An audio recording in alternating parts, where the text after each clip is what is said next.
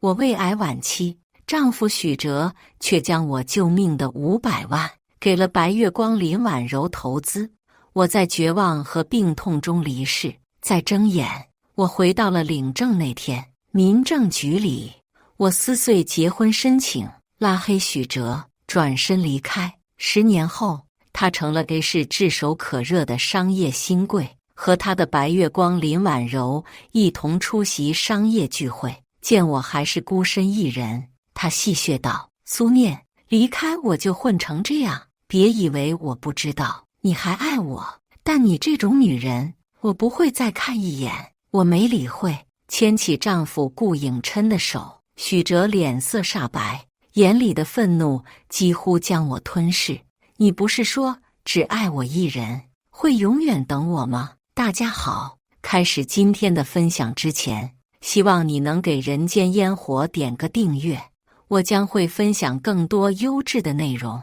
宴会厅里，觥筹交错，众人正围着许哲，赞美的话语像不要钱似的往外冒。苏总真是年轻有为，未来可期啊！哪里，王总过奖了。许哲脸上堆着笑，轻轻碰了碰对方的酒杯，一饮而尽。林婉柔挽着许哲的胳膊，身体几乎贴在他身上，娇笑着说：“许哲哥哥，你太谦虚了，谁不知道你现在是 A 市的风云人物。”我站在宴会厅的入口，看着这群人虚伪的表演，手不自觉地握紧了手包上的金属链条。上一世，我为了许哲付出所有，为了给他筹集创业资金，我一天打3份工，累到胃出血也咬牙坚持。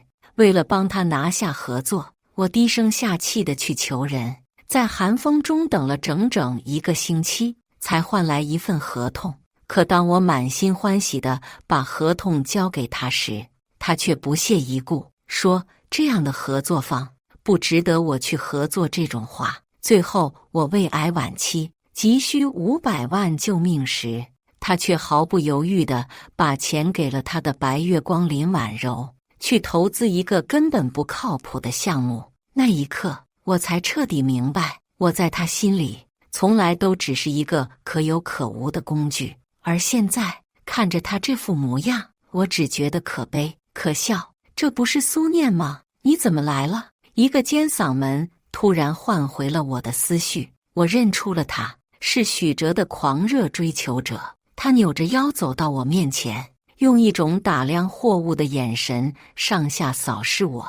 啧啧，穿的倒是人模狗样，你这一身怕不是绑上哪个大款用身子换来的吧？许哲的目光从人群中穿过，落在我身上，原本的笑容瞬间消失，取而代之的是一种居高临下的轻蔑。他搂过林婉柔，语气里带着毫不掩饰的嘲讽：“苏念，10年不见，你还是一点长进都没有，怎么离开了我，日子过不下去了？知道我在这里，就偷偷摸摸跑进来。”他摇了摇头，似乎懒得再多说一个字。我看着眼前这个曾经让我痛不欲生、虚伪至极的男人，轻笑一声。他恐怕怎么也想不到，这场宴会是我丈夫特意为我举办的。许哲见我不说话，以为我被他说中了痛处，更加得意起来。苏念，我劝你还是识相点，自己离开。这种高端的宴会，不是你这种下贱的人该来的地方。他的声音不大，却足以让周围的人都听见。林婉柔立刻配合地挽紧许哲的胳膊，高傲得像只孔雀。念念，我知道你心里还有阿哲，但阿哲爱的是我，你又何必苦苦纠缠？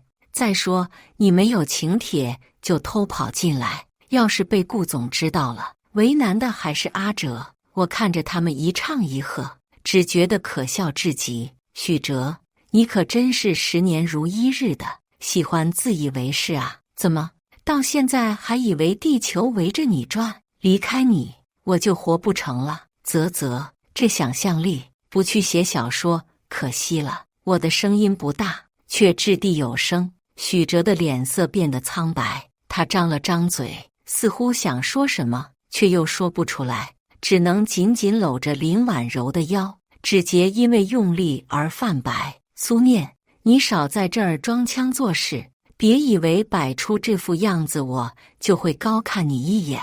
瞧瞧你穿的这身破烂，丢人现眼都不知道，还把自己当个什么东西？看看你这身打扮，这裙子该不会是从哪个地摊上淘来的吧？还真以为自己能飞上枝头变凤凰。他目光在我身上扫了一圈，语气更加轻蔑。我告诉你苏念，就算你包装的再像样，也改变不了你骨子里的廉价。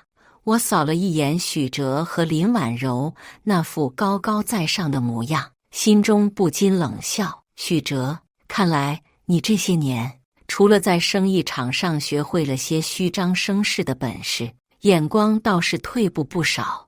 我的这条裙子款式虽简单，却是国际知名设计师沈月为我亲手设计的，现在却被他贬得一文不值，也不知道被沈月知道后会是什么表情。许哲被我噎得脸色一阵青一阵白，他身旁的林婉柔见状，连忙柔声帮腔：念念，阿哲也是关心你，怕你被人骗了，毕竟以你现在的身份，也只能……他话说到一半，故意停顿下来，眼神在我身上扫来扫去，那欲言又止的姿态，比直接嘲讽更让人不舒服。他想说什么？说我现在落魄了，只能穿地摊货，还是想暗示我这条裙子是假货，是我为了撑面子买的货？他话音未落，人群中突然响起一道略带惊讶的声音：我怎么觉得这裙子有点像沈月大师的作品？说话的是位上了年纪的妇人，穿着打扮虽不似林婉柔那般张扬，但细看之下，无论是料子还是配饰，都透着低调的奢华。她缓步走上前来，细细打量着我身上的礼服，眼中流露出赞赏的光芒。她又仔细端详了我的裙子几眼，语气变得肯定：没错，就是沈月大师的作品，而且这条裙子是他为他的缪斯女神专门设计的，全球仅此一件。他的画像一颗炸弹，在人群中炸开。沈月可是近几年时尚圈最耀眼的名字，她的设计风格独特，每一件作品都是孤品，从不对外批量销售，真正的有价无市。什么？沈月大师的设计？真的假的？苏念竟然穿得起沈月大师的裙子，她这是傍上了哪个通天的大佬了？窃窃私语变成了惊叹，那些原本带着嘲讽的目光，此刻都变成了羡慕和探究。许哲却面色铁青，他怎么也没想到，我身上这条被他贬得一文不值的裙子，竟然会是沈月大师的限量版。他死死咬着牙，嘴硬道：沈月大师的设计，你们别开玩笑了。他苏念什么底细，我会不知道？他怎么可能穿得起这种级别的礼服？肯定是假货。林婉柔立刻反应过来，换上一副委屈的表情，走到许哲身边，轻轻拉了拉他的衣袖：阿哲，你别生气，念念他可能只是想在我们面前撑撑场面，才会做出这种事。说完，他又看向我，目光中带着斥责和心疼：念念，都这种时候了，你还要逞能吗？他的话顿时让周围摇摆不定的人出口站队。现在的假货做得可真像，不仔细看根本分辨不出来。呵，虚荣心作祟，也不怕被人当场拆穿。我说呢，他苏念怎么可能穿得起沈月大师的设计？原来是穿假货来装门面啊！嘲笑声、议论声再次铺天盖地地向我涌来。许哲眼见我沉默不语，以为我被他的话戳中了痛处，更加得意洋洋起来。他走到我面前，居高临下地看着我，脸上带着一种施舍般的笑容：苏念，看在我们之前的情分上，我可以不计较你穿假货的事情，也可以帮你一把。他顿了顿，故意提高音量，让周围所有人都听到。我们公司最近正好缺个保洁，你要是愿意，我可以勉为其难让你去试试。工资嘛，虽然不高，但好歹也能让你糊口饭吃，总比你穿假货傍大款强吧，哈哈哈。许哲的话一出口，周围的人立刻爆发出一阵哄堂大笑，他们看着我的眼神充满了鄙夷，仿佛我真的是一个为了虚荣心不惜穿假货傍大款的拜金女。我看着许哲和林婉柔自导自演的闹剧，内心却出奇的平静，甚至有些想笑。上辈子我到底是有多眼瞎，才会爱上这样的男人，才会把林婉柔这种心机婊当成闺蜜。不必了，我淡淡吐出2个字，声音不大，却清晰地传到了每个人的耳朵里。说完，我不再理会他们，转身准备离开这个乌烟瘴气的宴会厅。苏念，许哲瞬间被激怒，他脸色涨红，猛地从皮包里掏出一叠钞票，狠狠地甩在我的身上。别给脸不要脸，这些钱就当是老同学对你的帮助，以后别再做这种丢人现眼的事情了，别去傍大款了，别让我们这些老同学也跟着你丢人。许哲的声音带着愤怒，带着轻蔑，带着一种高高在上的施舍。他以为这些钱就能让我屈服，就能让我低头，就能让我承认自己错了。我看着许哲那张扭曲的自以为是的脸，心里没有一丝波澜，只有无尽的厌恶。周围的人见状，再次爆发出一阵哄笑，声音比之前更大，更刺耳。苏念，装什么清高啊？苏总能给你钱，那是看得起你，还不快谢谢苏总？就是，现在装什么清纯，不就是想找个更有钱的吗？装给谁看呢？哈哈哈，笑死我了，还真以为自己是什么绝世美女。香饽饽呢？一个油腻的中年男人挺着啤酒肚，满脸猥琐地走了过来，从口袋里掏出一张烫金名片，递到我面前。小妹妹，跟那些土大款有什么意思？不如跟了我，我保证你吃香的喝辣的，想要什么我都能满足你。说着，他那双油腻的手就想往我的腰上揽，我胃里一阵翻涌，猛地后退一步，躲开他的触碰。滚！王总顿时恼羞成怒，别给脸不要脸，你以为你是谁啊？还真把自己当回事了。他身旁几个打扮妖艳的女人也跟着帮腔，就是苏念，你太过分了吧？王总好心好意看上你，你竟然还敢骂王总，快给王总道歉，不然有你好看的。给王总道个歉，说不定王总还能大发慈悲，赏你口饭吃。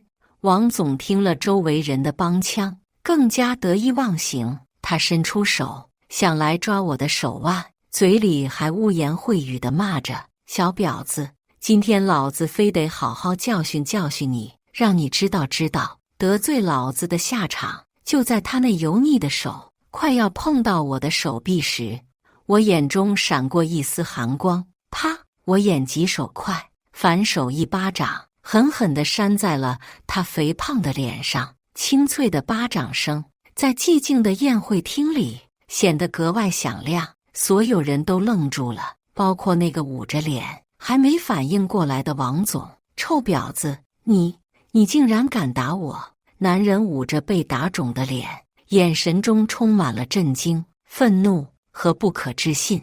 他冲上前就想打我。就在这时，宴会厅的入口处传来一阵骚动。都围在这儿干什么呢？一个浑厚低沉的男声从宴会厅门口传来：顾总来了，顾总来了。人群中有人喊了一声，原本围着我的人群立刻散开，让出一条通道。一个身材高大、气宇轩昂的男人走了进来，他穿着一身黑色的西装，五官深邃，眼神锐利，浑身上下散发着一种强大的气场。侍者恭敬的声音传来：“顾总到。”窃窃私语声瞬间席卷整个宴会厅。听说了吗？顾总可是白手起家，一手缔造了顾氏集团。顾氏集团算什么？人家顾总最厉害的是把他老婆宠上了天。对，我听说顾氏集团能有今天，全靠顾总和他老婆伉俪情深，共同打拼。今天这场宴会就是顾总特意为他夫人准备的惊喜，也不知道是什么惊喜，难道是公司股份？众人议论纷纷，都伸长了脖子，想看看这位传说中的顾总和顾总夫人究竟是何方神圣。许哲的眼睛瞬间亮了起来，他整了整领带，趾高气扬地对我说：“苏念，今天算你走运，要不是因为我，你这种身份的人一辈子都没机会踏进这里，更没机会能见到顾总。”说完，他便迫不及待地走到顾总面前，微微躬身，语气谦卑地说：“顾总，你好，我是……”话还没说完，就被顾总抬手打断。顾颖琛连一个眼神都没给他，径直绕过他，走到我面前，轻轻拉起我的手，深邃的眼眸中满是温柔。“抱歉，老婆，我来晚了，刚刚有几个合作伙伴没谈完。”顾颖琛的话像一颗石子，投入平静的湖面，瞬间激起千层浪。宴会厅里瞬间炸开了锅。顾总叫他老婆，这怎么可能？苏总不是说他是……我的妈呀！我刚才还说他来着，这下死定了。那些原本对我指指点点的人，此刻都恨不得找个地缝钻进去。他们的脸上写满了惊恐与懊悔，尤其是许哲，他原本那张还算英俊的脸，此刻血色尽退，惨白如纸。刚刚他还趾高气扬，一副不可一世的模样，现在却像被雷劈中了一样，僵硬地站在原地，连眼珠子都不会转了。林婉柔也没好到哪里去，她死死地抓着许哲的胳膊，仿佛那是他唯一的救命稻草，整个人都在微微颤抖。不可能！许哲突然爆发出一声尖叫，像是受了什么巨大的刺激。他猛地抬起手，指着我，手指颤抖得像风中的落叶。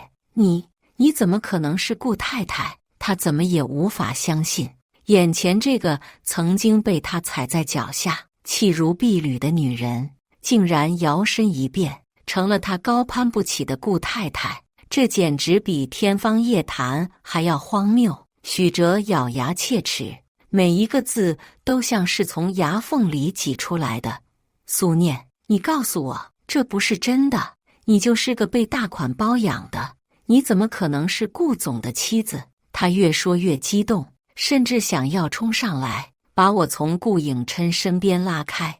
你一定是花钱雇他来演戏的，对不对？你就是心里放不下我，故意在这哗众取宠。他的声音尖锐刺耳，像一把生锈的锯子，在我的神经上拉扯。我看着他这副气急败坏的样子，只觉得可笑至极。顾颖琛轻轻一挥手，两个身材魁梧、身穿黑色西装的保镖立刻上前，像两座铁塔一样挡在了我和许哲之间。他们面无表情地将许哲的手从我胳膊上拿开，动作干净利落。许哲还不死心，他拼命挣扎着，试图摆脱保镖的控制，同时冲着顾颖琛大喊：“这贱人给了你多少钱，让你来冒充顾总的？够了！”顾颖琛冷冷地打断了他，声音不大，却带着一股不容置疑的威严，像一把出鞘的利剑，瞬间震慑全场。许哲是吧？我不管你以前和我老婆有什么纠葛，但是现在她是我顾颖琛的妻子，我不允许任何人欺负她。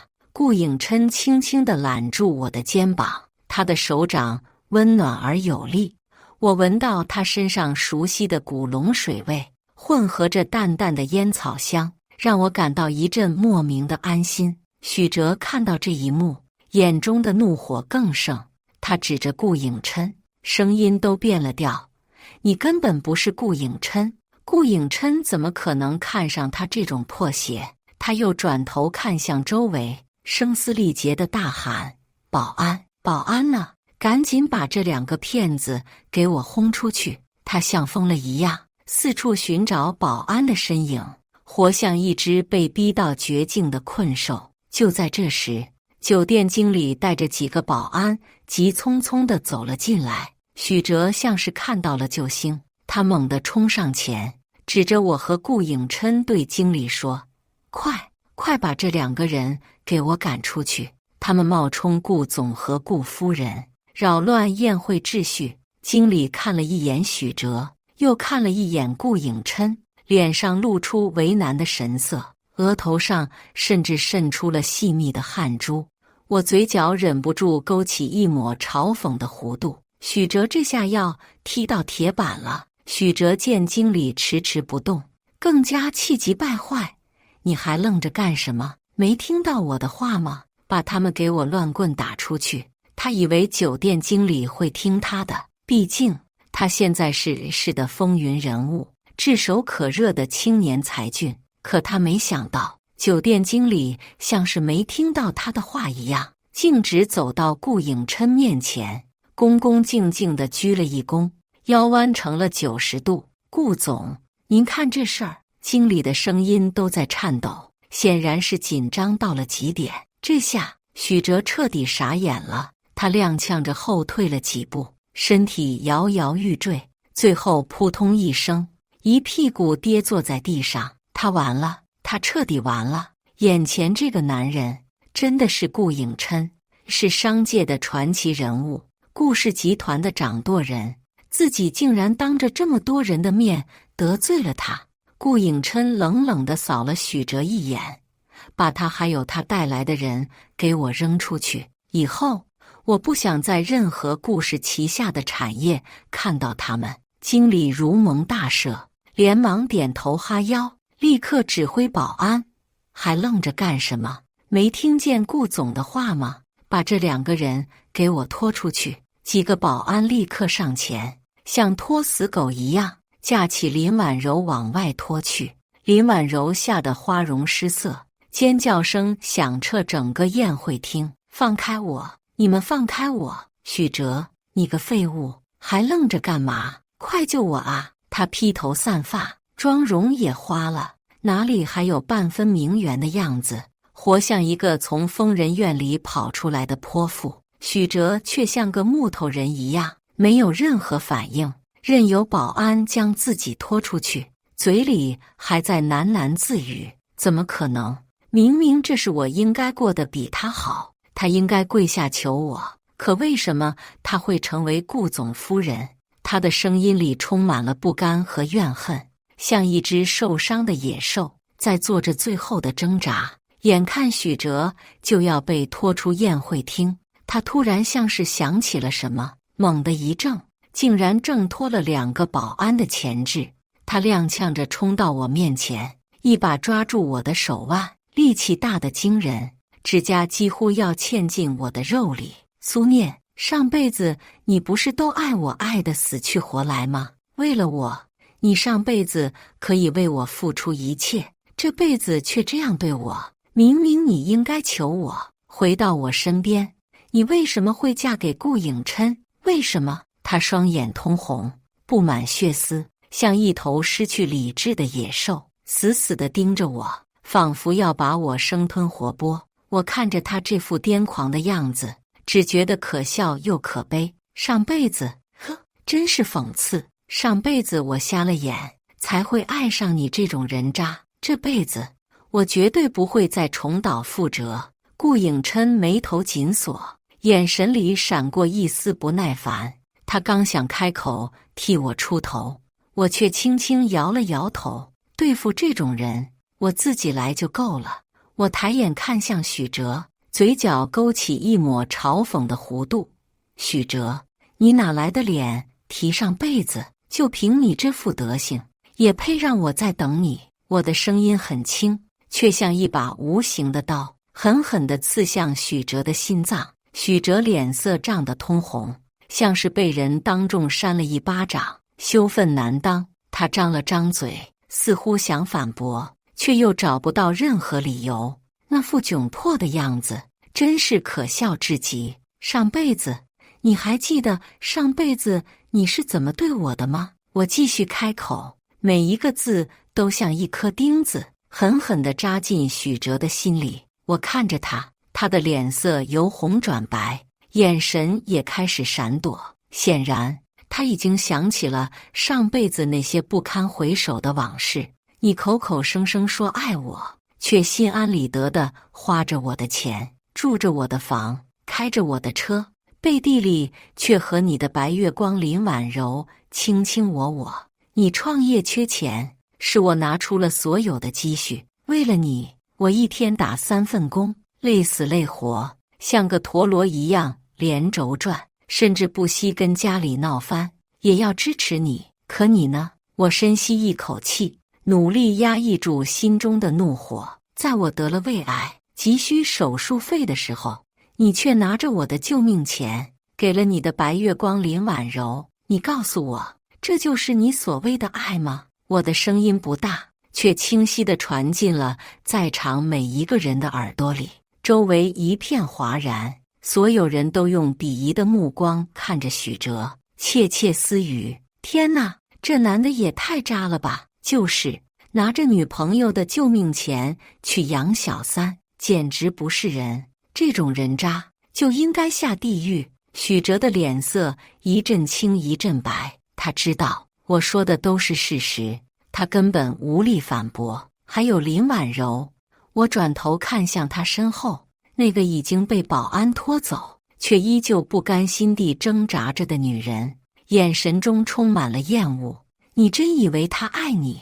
别傻了，许哲，你在他眼里不过是他成功路上的垫脚石，一个可以利用的工具而已。没了我的支持，你连那个小破公司都维持不下去。你现在拥有的一切都是我给你的，你有什么资格在这里质问我？许哲突然脱了力，一个踉跄跌坐在地上，眼神涣散，嘴里不停地念叨着：不可能，不可能，婉柔她不是这样的，她明明说爱我胜过一切。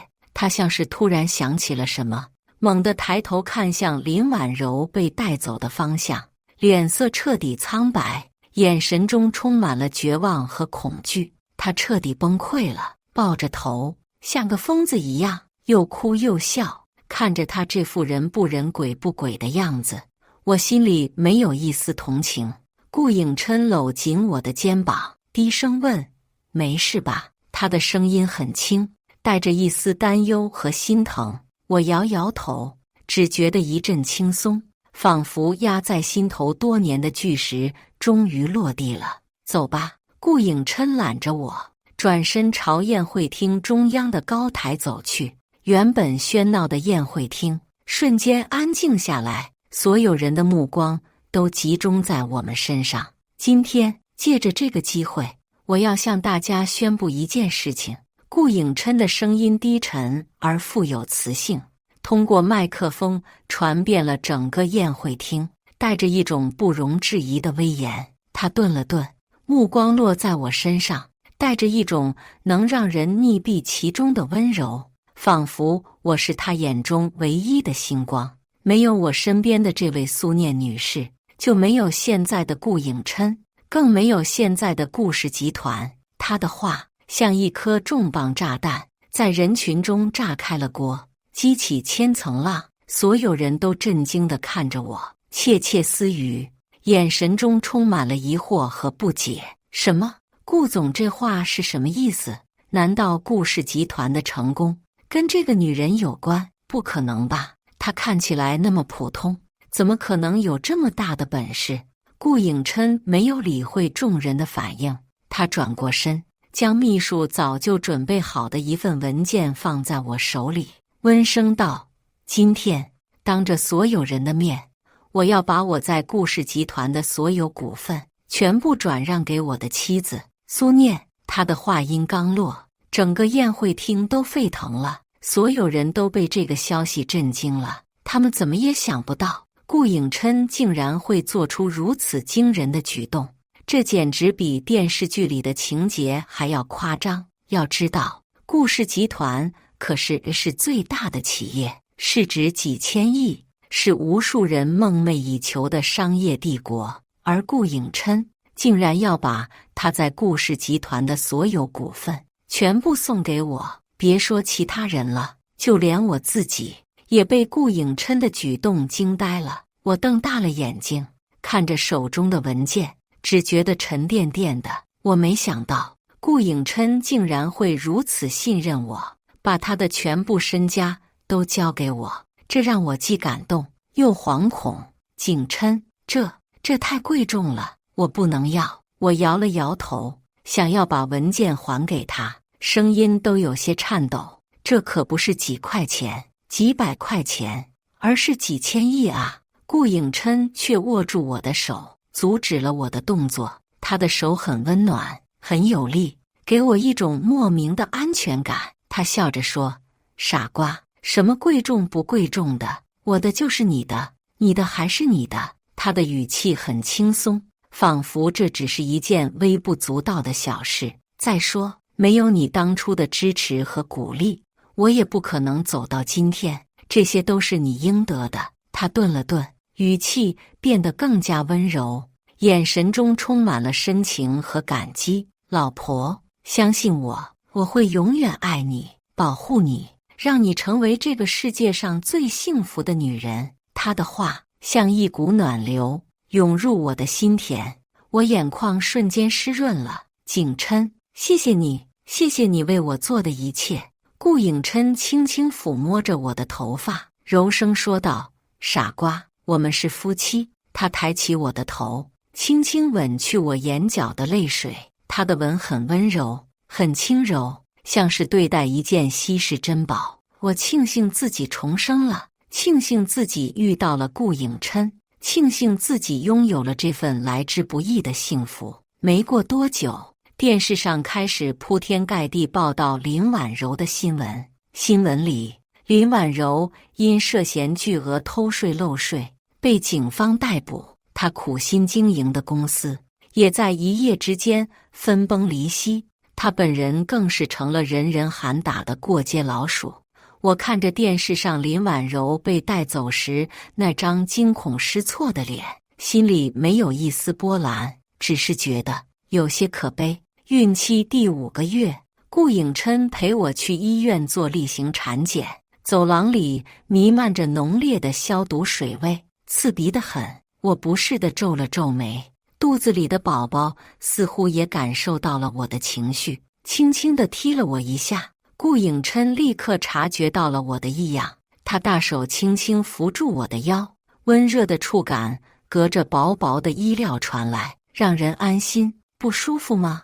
要不要去外面透透气？他低头看我，眼神温柔的能掐出水来。我摇摇头，指了指前面的长椅，没事，我们坐一会儿吧。刚坐下，一个熟悉的身影就跌跌撞撞地闯入了我的视线。许哲，他怎么会在这里？我心里咯噔一下，下意识地看向顾颖琛，他却只是淡淡地扫了许哲一眼，表情没有任何变化，仿佛只是看到了一个无关紧要的路人。许哲也看到了我们，他原本暗淡无光的眼睛像是被什么东西点燃了一样，瞬间亮了起来，那是一种绝望中看到希望的光芒。